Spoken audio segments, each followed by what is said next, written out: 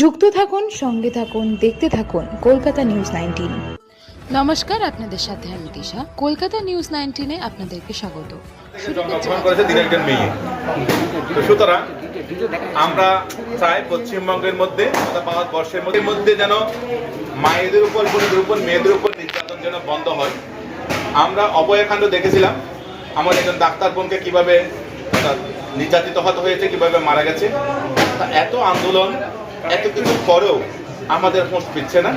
এবং গত যেভাবে খুন করা হয়েছে, যে নির্যাতন করা হয়েছে, আজকে আমার 51তম জন্মদিনে আমি টালিগঞ্জ মুড়েবড়ি বৌদ্ধ সমিতির পক্ষ থেকে আজকের এই জন্মদিনটা আমি মেয়েদের উদ্দেশ্যে উৎসর্গ করছি। আমাদের যে কিশোরী বোনটা নিহত হয়েছে, তার আত্মার শান্তি কামনায়, তার পারলৌকিক মঙ্গল কামনায়, সেই বোনটা যেন পরলোকে যেন ভালো থাকে, সেই আশীর্বাদ জানিয়ে আজকে আমাদের যে জন্মদিনের অনুষ্ঠান আমি তার জন্য উৎসর্গ করলাম। আজকে যে অনুষ্ঠান আমরা সারাটা দিন আমরা চেষ্টা করেছি আমার মাকে স্মরণ করে মায়েদের সম্মানে। আজকে আমরা নানাভাবে যে সুসল কাজগুলো করেছি, অধিকাংশ আমরা মেয়েদেরকে, যেমন আপনারা দেখেছেন খাতা কলম, তাদেরকে সব আমাদের একটা অনাথ আশ্রমের বাচ্চা মেয়েদের দিয়েছি। আমরা দুপুরে খাওয়া দিয়েছি ঈশ্বর সংকল্প চেতলা একটা ফাউন্ডেশনে, সেখানে 80 জন আমরা মাদের হাতে, বোনদের হাতে খাবার তুলে দিয়েছি। এর মধ্য দিয়ে আমরা চাই যে আমাদের অসহায় মায়েরা, বোনেরা, তারা যেন প্রত্যেকটা পরিবারের সুরক্ষিত থাকে।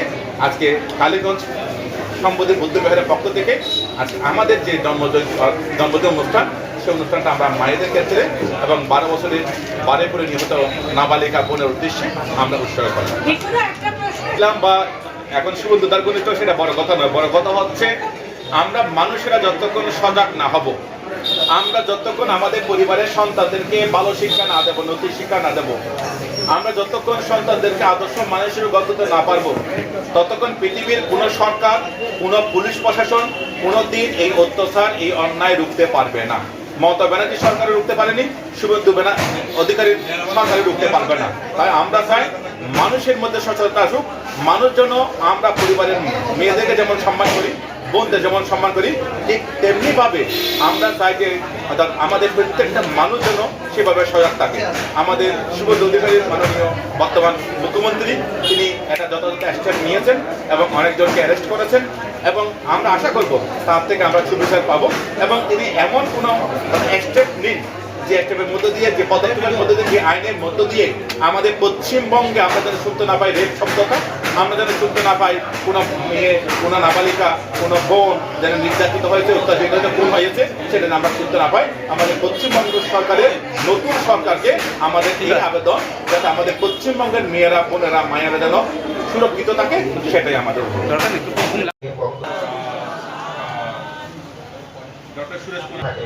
অর্থাৎ যে মানব কল্যাণ সন্তান, তাকে আমরা বরণ করছি আন্তরিকতার মাধ্যমে।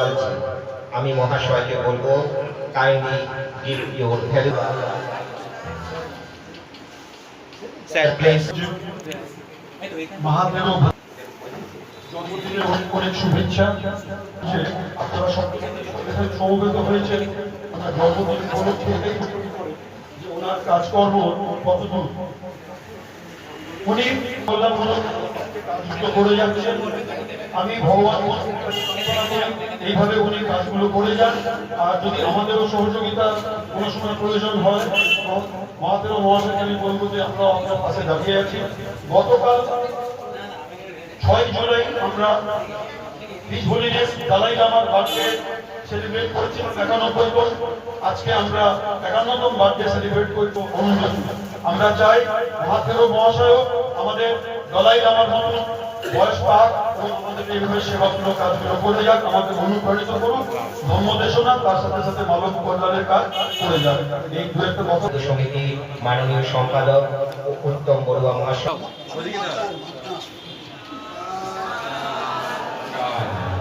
আমাদের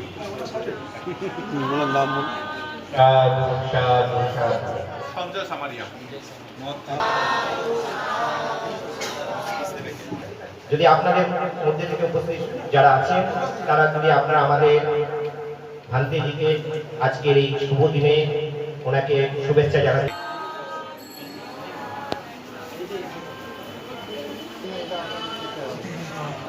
সাধু সাধু সাধু।